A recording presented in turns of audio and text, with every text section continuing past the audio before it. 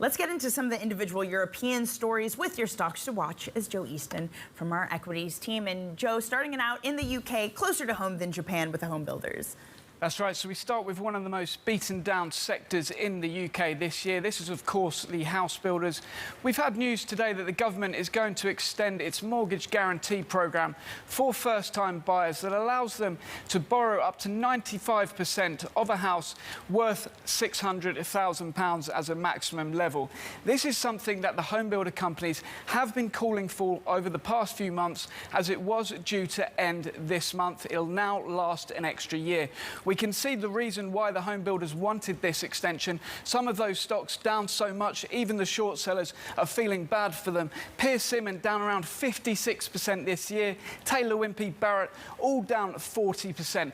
This, of course, comes amid the debate on how much UK home prices will fall. Some people are saying 5%, some people are saying 30%. This will definitely be some positive news for the sector, but given those BOJ concerns that you've mentioned, we might even see some more declines for those stocks today, Danny.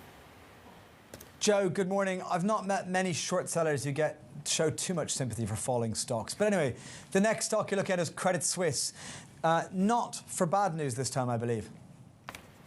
That's right, Mark. So Credit Suisse today, there's a note out from Citi, and this might be one of the most bearish buy notes I've ever seen. So Citi today saying that Credit Suisse has the worst return on tangible equity target among any stock that it covers at around 6%.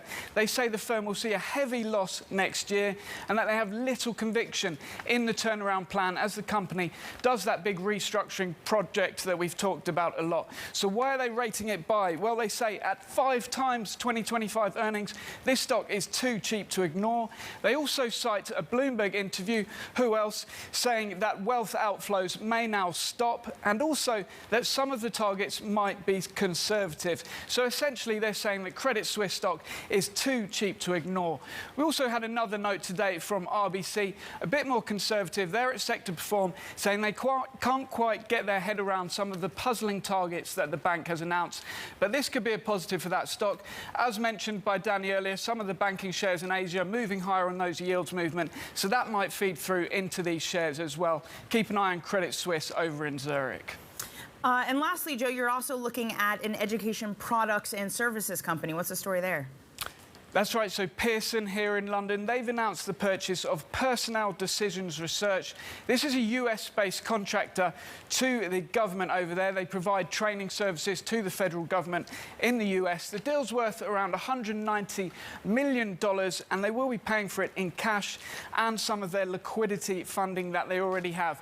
Bear in mind, Pearson is the second best performing stock in the UK this year. They've done really well from virtual learning. They also run the Edexcel GCSE board, which, believe it or not, I can still remember from all those years ago. And they've recently bought a rival to Duolingo called Mondly, tapping into the demand for languages. Keep an eye on Pearson today. Could see some more movement in that one later.